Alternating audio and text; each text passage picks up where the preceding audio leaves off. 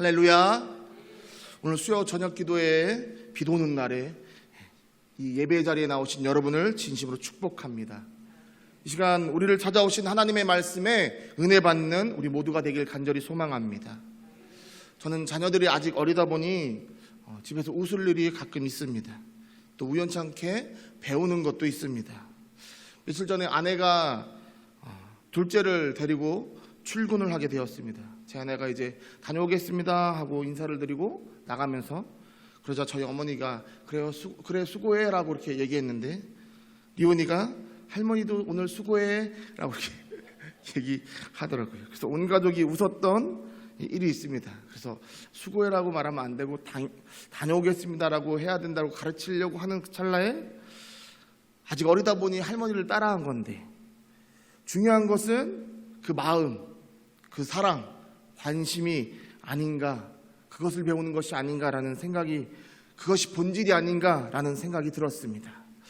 사랑하는 성도 여러분, 우리도 교회에서 서로 이야기하다 보면 순간 왜 말을 저렇게 하지? 라고 생각될 때가 있습니다. 평소대로 말한 것인데 상대방에게 상처를 줄 때도 있고 때론 상처를 받을 때도 있습니다. 왜냐하면 우리 여기 모인 우리 모두는 살아온 방식이 다 달랐기 때문입니다. 환경도 다르고. 그런데 그때 그 말에 초점을 맞추면 그 상처가 더 깊어집니다. 그러나 본질, 나를 생각해줘서 말했던 그 마음, 그 사랑, 관심에 초점을 맞추면 우리가 조금 더 우리 안에 여유로운 마음이 생겨날 줄 믿습니다. 특히 교회는 더욱 다양한 사람들이 모이기 때문에 더욱 그러한 것 같습니다. 그럼에도 불구하고 2024년도에는 본질을 보는 눈이 떠져서 우리 교회가 더욱 사랑으로 하나 되고 서로를 공감하는 교회가 되기를, 주님의 은혜가 열려지는 역사가 일어나는 교회가 되기를 주님의 이름으로 축원합니다. 성경에 보면 제사장 직분이 나옵니다. 물론 창세기에도 제사장이 나오지만 그들이 기름 부음을 받아 하나님을 위하여 구별되어 세워진 그런 제사장인지에 대해서는 학언할 수 없습니다. 하지만 출애굽기 30장 30절에 보면 이스라엘에서 제사장으로서 기름을 부음받는 자가 등장합니다. 우리 함께 출애굽기 30장 30절 말씀을 함께 읽겠습니다. 너는 아론과 그의 아들들에게 기름을 발라 그들을 거룩하게 하고 그들이 내게 제사장 직분을 행하게 하고. 아멘. 그렇습니다. 기름 부음을 받은 제사장은 바로 모세의 형 아론이었습니다. 그리고 그의 아들들이었습니다. 하나님은 제사장들이 거룩한 자들이어야 한다라고 말씀하십니다. 그래서 하나님은 제사장들을 더욱 엄격한 잣대를 대셨습니다. 레위기 10장에 보면 아론의 아들 나답과 아비후가 하나님이 명령하지 않은 불을 가지고 다른 불을 가지고 분향을 하다가 그 불에 휩쓸려서 태워 죽임을 당하는 장면이 나옵니다.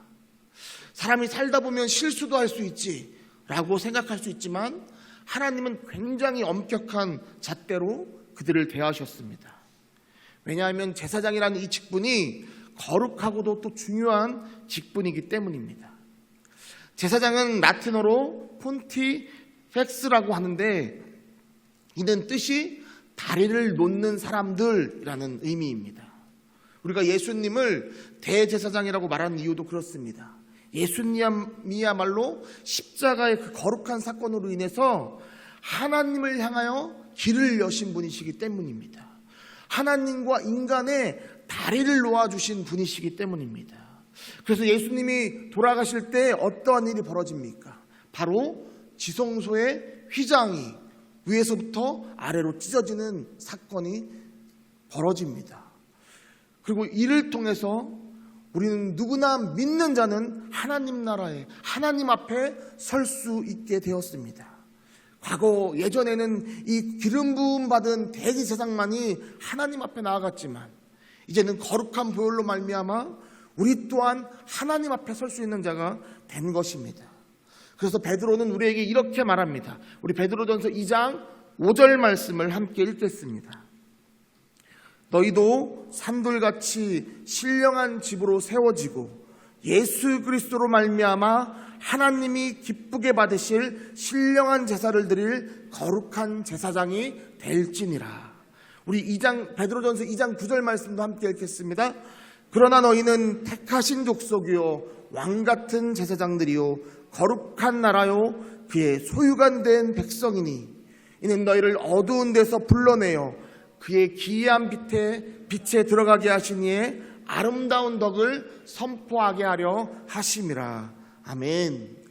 사랑하는 성도 여러분, 구약시대부터 거룩하게 여김을 받았던, 기름 부음을 받았던 이 제사장의 직분을 예수 그리스도로 말미암아 이제는 믿는 우리 모두가 왕같은 제사장이요 거룩한 제사장의 그런 직분을 받게 되었습니다.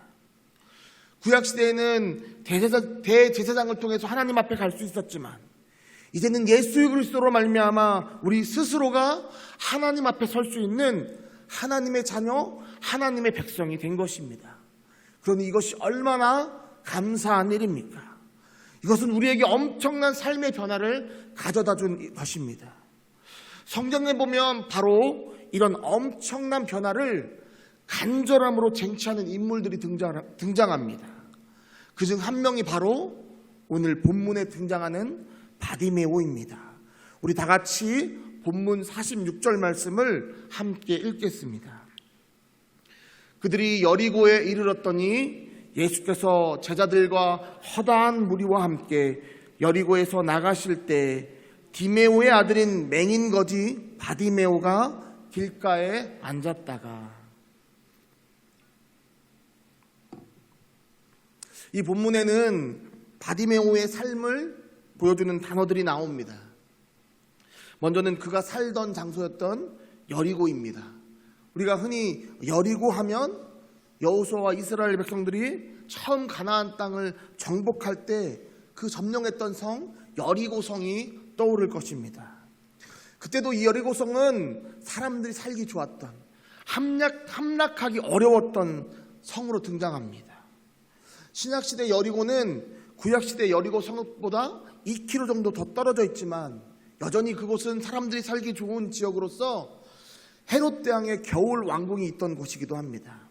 이곳은 따뜻한 날씨와 함께 물이 풍부했던 지역입니다. 물이 풍부하다 보니까 언제나 농산물 또한 풍부한 곳이었습니다. 종려나무 성읍으로도 불리기도 했던 이 여리고는 종려나무뿐만 아니라 바나나, 무화과 등 다양한 과일이 있는 곳이었고 또 사해와도 가까웠기 때문에 사해에서 발견되는 이런 여러 강물들을 가공해서 파는 무역이 발달된 도시이기도 했습니다. 그리고 바로 이 도시와 어울리지 않던 한 인물, 그가 바로 바디메오입니다. 그렇다면 여러분, 바디메오는 어떤 사람이었을까요? 먼저 오늘 본문을 통해서 알 수 있는 것은 그가 디메오의 아들이었다는 것입니다. 디메오의 아들 바디메오 할 때 이 바는 아들이란 뜻입니다. 그래서 나다나엘을 이 바돌로메라고도 불렸는데 이 바돌로메는 돌메오의 아들이란 뜻인 것입니다. 그렇다면 이 디메오는 무슨 뜻일까요? 디메오는 뜻이 불결하다라는 뜻입니다. 어떤 상황에서 태어났는지 우리는 정확히 알 수 없지만 이름의 뜻으로 우리는 대략 그의 출생을 유추해 볼 수 있습니다. 그렇게 바디메오의 아버지 디메오는 태어나서 받은 이름이 불결함이었습니다. 그리고 그가 훗날 아들을 낳았는데 그 아들은 앞이 보이지 않는 맹인이었습니다. 그리고 그는 아들에게 불결한 자의 자식이라는 이름, 바디메오라는 이름을 붙여줍니다. 집안 대대로 내려오는 저주처럼 바디메오의 아버지인 디메오의 삶도, 그리고 아들 바디메오의 삶도 녹록하지 않은 삶이었을 것입니다. 뿐만 아니라 바디메오가 할 수 있던 것이라고는 거지의 삶밖에는 없었습니다. 당시 이스라엘은 로마의 식민지 아래에서 있었기 때문에 특히나 가난한 소작농이 많았습니다. 그러나 가난한 자와 거지는 다릅니다. 가난은 물질의 부족함으로 인해서 결핍된 삶을 살아갔지만 거지는 아무것도 할 수 있는 게 없어서 생존하기 위해서 남에게 빌어먹고 살 수밖에 없는 그런 상태를 말합니다. 따라서 거지에게 인격이란 어찌 보면 사치와도 같은 존재입니다. 바디메오도 그랬습니다. 여리고 길가에서 지나가는 사람들을 향해 땅에 고개를 박으며 어떻게 하면 더 불쌍히 여겨서 그들에게 돈이나 무언가를 받을 수 있을까, 그런 생각으로 생존을 위해서 살던 사람이 바로 디메오의 아들 바디메오였던 것입니다. 그나마 의지할 것이라고는 자신의 청력 외에는 바디메오에게는 아무것도 없었습니다. 그런데 이 바디메오가 많은 사람들이 지나가면서 이야기하고 또 이야기하는 단어가 있었으니 그 단어가 뭐였냐면 바로 나사렛 예수였습니다. 요한복음 1장에 보면 예수님을 만났던 빌립이 나다나엘을 찾아가는 장면이 나옵니다. 빌립은 나다나엘에게 모세가 율법에 기록하였고 여러 선지자가 기록한 그 사람을 자신이 만났다고, 즉 구약에서부터 예언되었던 메시아를 자신이 만났다고 이야기합니다. 그리고 그가 바로 요셉의 아들 나사렛 예수라고 말합니다. 그때 나다나엘이 빌립에게 이렇게 말합니다. 우리 함께 요한복음 1장 46절 말씀을 함께 읽겠습니다. 나다나엘이 이르되 나사렛에서 무슨 선한 것이 날 수 있느냐? 빌립이 이르되 와서 보라 하니라. 왜 나다나엘은 나사렛에서 무슨 선한 것이 날 수 있냐라고 말했을까요? 나사렛은 4세기 이후에는 예루살렘과 베들레헴, 이 도시들과 함께 기독교의 종교적 중심지로 급부상합니다. 그리고 지금은 이스라엘 북부 쪽에 있는 도시 중에 가장 큰 도시로 거의 8만 명 이상이 사는 도시이기도 합니다. 그러나 예수님 시대에는 조롱과 멸시의 대상이었습니다. 마치 미국의 할렘가 하면 범죄가 끊이지 않고 가난한 자들이 살고 폭력이 난무하는 곳이라는 우리가 인식하듯이 예수님 당시 나사렛은 마치 그런 동네였습니다.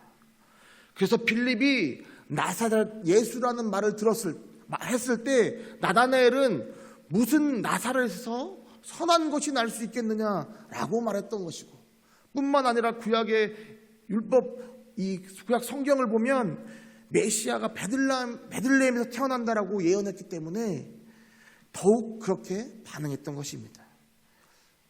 그런데 이 나사렛 예수라는 이 단어는 누군가에게는 희망의 메시지였습니다. 바로 앞도 보이지 않고 자존감은 바닥이었던 이 바디메오에게는 낮고 천한 것으로 알려졌던 그 나사렛에서 자란 예수님이 조금 더 가깝게 느껴질 수 있을 것이고, 그분이라면 이런 나에게 기적을 베풀어 주시지 않을까라는 희망이 자신의 마음속에서 조금씩 싹터가고 있었던 것입니다. 사람들이 말합니다. 가난한 자들도 와서 말씀을 들으라고 하신대. 가난해서 병 고칠 돈이 없는 그런 사람들의 병을 고쳐주신대. 음행하다가 걸려서 돌에 맞아 죽을 수밖에 없는 여인을 용서해 주셨대. 그리고 무엇보다 날 때부터 앞이 안 보이던 맹인의 눈을 뜨게 해주셨대. 진짜 메시아래, 구약에서부터 예언된 그분, 다윗의 자손으로 오실 그분이 바로 이 땅에 오신 거야 라고 사람들이 지나가면서 이야기합니다. 그동안 불결한 자의 아들로 태어난 맹인, 앞이 보이지 않는 이 바디메오에게 들려오는 이야기는 어떤 이야기였을까요?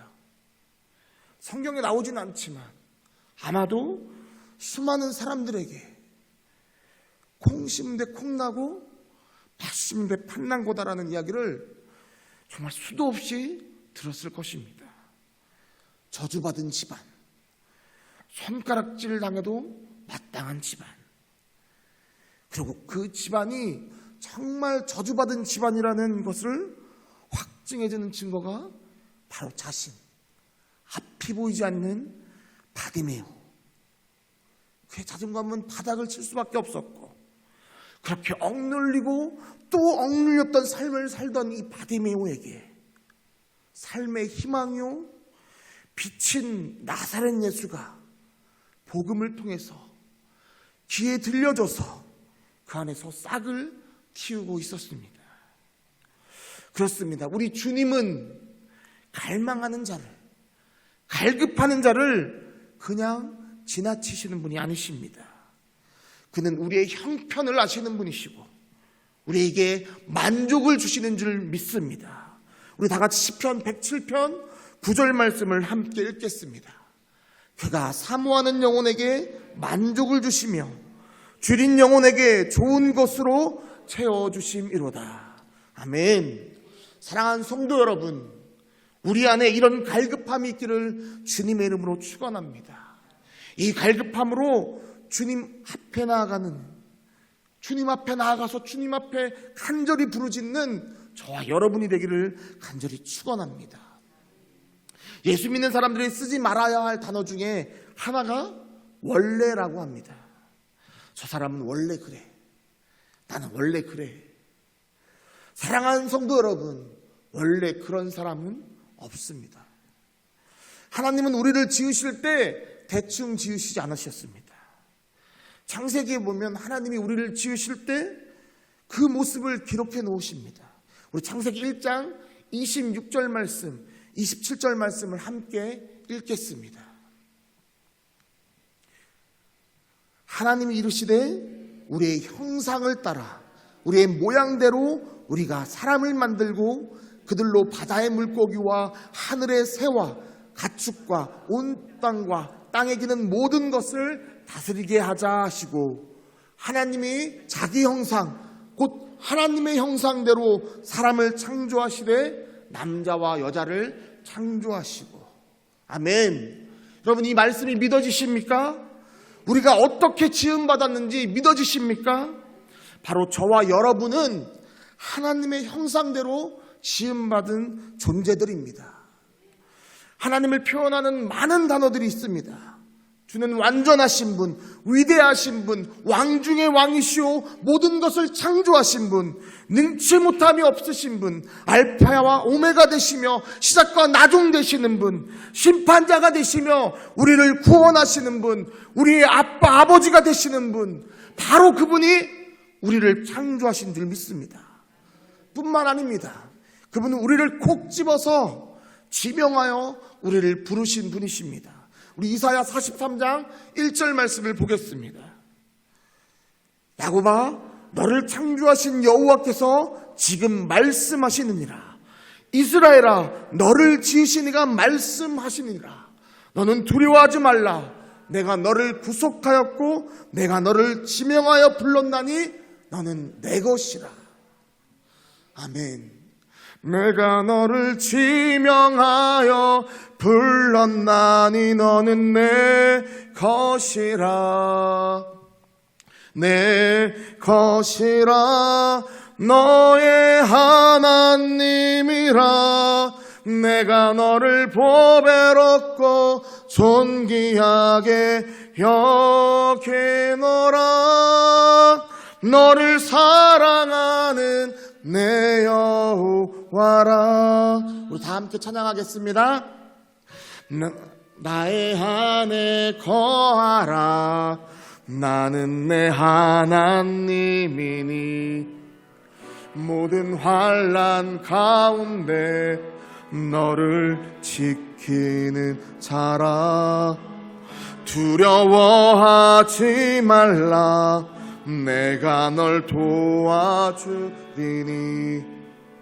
놀라지 말라. 내 손 잡아주리라.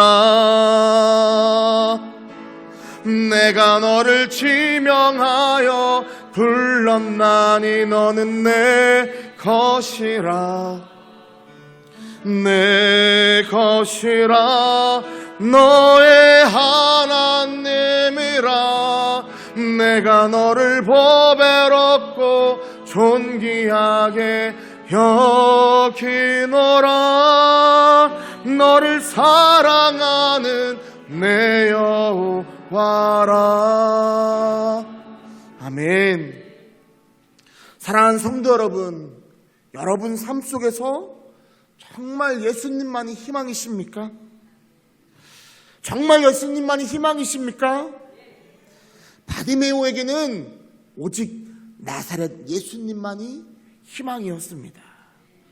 그리고 그 희망이 지나간다는 이야기를 들었을 때 그는 이렇게 간절하게 부르짖기 시작합니다. 우리 본문 47절 말씀 읽겠습니다. 소리질러 이르되 다윗의 자손 예수여 나를 불쌍히 여기소서 하거늘.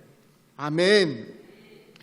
다윗의 자손 예수여 나를 불쌍히 여기소서. 예수님이 자신의 앞을 지나가는 것이 아닙니다. 저 멀리 사람들에 둘러싸여서 지나가십니다. 멀쩡한 사람도 예수님 보는 것이 어려울 정도입니다. 이 상황에서 맹인인 이 바디메오가 자신의 간절함을 드러낼 수 있는 것은 소리를 지르며 부르짖는 것밖에는 없었습니다. 다윗의 자손 예수여 나를 불쌍히 여기소서. 다윗의 자손 예수여 나를 불쌍히 여기소서. 얼마나 크게 부르짖던지 주변의 사람들이 꾸짖으시면서 조용히 하라고 말합니다. 이 거지 같은 놈아 조용히 해. 사랑하는 성도 여러분, 예수님께 부르짖었더니 전에 항상 듣던 그 말, 저주받은 집안, 그러니 이런 맹인이 태어나지, 이런 저주들이 들려옵니다. 그러나 바디메오 이 간절함은 이제는 그것을 뚫고 나아갑니다. 우리 함께 48절 말씀을 함께 읽겠습니다. 많은 사람이 꾸짖어 잠잠하라 하되 그가 더욱 크게 소리질러 이르되 다윗의 자손이여 나를 불쌍히 여기소서 하는지라. 그렇습니다. 바디메오는 더욱 큰 목소리로 자신의 간절함을 담아 주님께 부르짖습니다. 사랑하는 성도 여러분, 바디메오가 간절함으로 주님께 나아갔더니 드디어 예수님께서 가던 길을 멈추시고 그를 부르십니다. 사람들이 바디메오에게 예수님이 너를 부르신다라고 말해줍니다. 그러자 바디메오는 지체 없이 자신의 겉옷을 내버리고 뛰어 일어나 예수님께 나아갑니다. 이번에 저희가 성탄 전야대 때 중고등부에서 이 경민이라는 학생이 맹인을 연기했습니다. 그때 보면 저희가 맹인을 표현하려고 지팡이를 들고 앞을 톡톡톡 치면서 나가는, 혹시 디테일한 그 부분을 보셨나요? 네. 근데 오늘 이 말씀의 바디메오는 당시 거지에게는 모든 것이었기도 했던 이 겉옷을 내버리고 뛰어서 주님께 나아갑니다. 여러분, 눈 감고 뛴다고 생각해 보십시오. 제가 이 말씀을 준비하면서 눈 감고 뛰는 것을 상상했는데 여러분, 쉽지 않을 거라는 생각이 단박에 들지 않습니까? 사람들한테 부딪히는 거 아니야? 돌부리에 걸려서 넘어지는 거 아니야? 여러 가지 생각이 들 것입니다. 그러나 나사렛 예수님이 자신의 유일한 희망이었던 이 바디메오에게는 더 이상 지체하거나 두렵지가 않았습니다. 그분이 자신을 부르신다는 그 말에 그는 뛰어 주님께 나아갔습니다. 맹인이었던 이 바디메오에게 이제 그곳은 주님의 보혈이 흐르는 곳이 되었습니다. 아무것도 보이지 않지만 그의 마음에는 이미 주의 보혈이 흐르는 것이 보이기 시작한 겁니다. 그래서 그는 믿음으로 뛰어 주님께 나아갑니다. 바라옵기는 이 믿음이 우리에게 있기를 간절히 소망합니다. 우리 함께 찬송가 423장 1절 찬양하시겠습니다.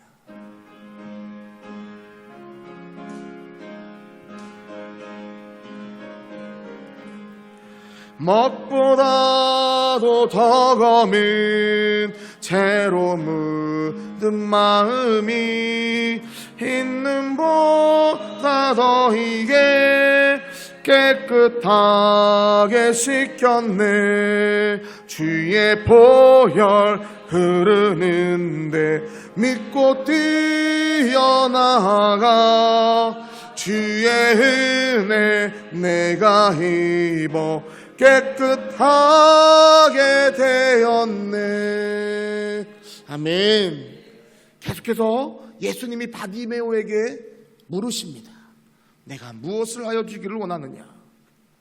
바디메오가 대답합니다. 제가 보기를 원합니다. 여러분, 이 대답을 할 때 바디메오의 가슴이 얼마나 뛰었을까요? 여러분, 눈먼 자가 눈을 뜨는 것은 메시아가 하는 일이라고 성경은 예언하고 있습니다. 그런데 지금 그 메시아인 나사렛 예수가 자신의 앞에 서 계신 것입니다.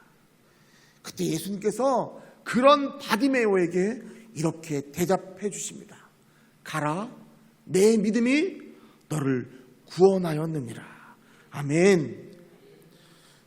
주님께 간절함으로 달려나왔던 바로 그 믿음이 너를 구원하셨다는 이 말씀이 메시아 예수님으로부터 흘러나왔을 때 바디메오가 받았던 이 감동은 얼마나 컸을까요? 그렇게 간절함으로 나아갔더니 그는 구원을 받게 되고 보게 되었으며 예수님만 따르는 자가 되었습니다. 사랑하는 금암제일교회 성도 여러분, 2024년도 우리 교회 표어는 열려라입니다. 마가복음 7장에 보면 예수님 앞에 사람들이 기먹고 말 더듬는 자를 데리고 나옵니다. 그리고 그에게 안수해 주기를 간구합니다. 그때 예수님께서 그 사람을 따로 데리고 가셔서 손가락을 귀에 직접 넣으시고 그의 혀에 직접 손을 대시며 하늘을 우러러 탄식하시며 이렇게 말씀하십니다. 에바다, 열려라. 그러자 그의 귀가 열리고 그의 말이 분명해졌습니다. 안 될 것 같았던 문제가 해결이 되었습니다. 닫혀있던 문이 열려졌습니다. 자신의 문제뿐만 아니라 타인의 문제도 이렇게 간구했더니 해결되었습니다. 우리 교회에 이제 고1 올라가는 친구들이 이제 현재 9명입니다. 지지난주에 친구 셋이 한 명을 또 데리고 와서 그 친구가 2주째 나오고 있습니다. 부모님이 우리 교회에 나오시는 친구들은 3명밖에 되지 않는데 이 지금 고1 올라가는 친구들은 서로 잘 이렇게 모여서 서로가 서로를 잘 이끌어가고 있습니다. 그런데 이 아이들 중 처음 교회에 나오게 된 계기가 특별한 친구들이 있습니다. 지금은 세종으로 이사를 간 제가 현재 직분은 잘 모르는데 당시 황양성 집사님의 둘째 아들 서진이라고 있었는데요. 그 친구가 이 아이들을 위해서 무려 3년간 친구들이 교회에 나와서 함께 예배를 드릴 수 있게 해달라고 초등학교 저학년 때부터 3년간 기도했고 초등학교 6학년 거의 됐을 때 이 친구들이 나오기 시작했습니다. 바로 그 결실들이 지금 고1 친구들 중에 일부가 있습니다. 서진은 이 세종으로 이사를 간 지 이제 3년도 넘었지만 지금도 서로 그 친구들끼리는 서로 교제하고 서로 왕래도 하는 모습을 지금도 가지고 있습니다. 사랑하는 성도 여러분, 2024년 우리 금암제일교회가 이렇게 간절함으로 주님께 나아갈 때 저는 열리는 축복이 반드시 임할 거라고 믿습니다. 왜냐하면 이미 주님이 말씀으로 선포하셨기 때문입니다. 주님이 이미 말씀으로 우리를 지명하셨고 주님이 이미 우리의 하나님, 우리의 아버지 되시겠다고 말씀해 주셨기 때문입니다. 이 말씀을 믿는 자들에게는 반드시 주님의 역사가, 주님의 기적이 이루어질 줄 믿습니다. 바라옵기는 그 주님께 지체하지 말고 믿음을 가지고 간절함으로 나아가는 저와 여러분이 되기를 오늘 이 저녁 주님의 이름으로 간절히 축원합니다. 그 주님이 우리와 영원토록 함께 하실 줄 믿습니다.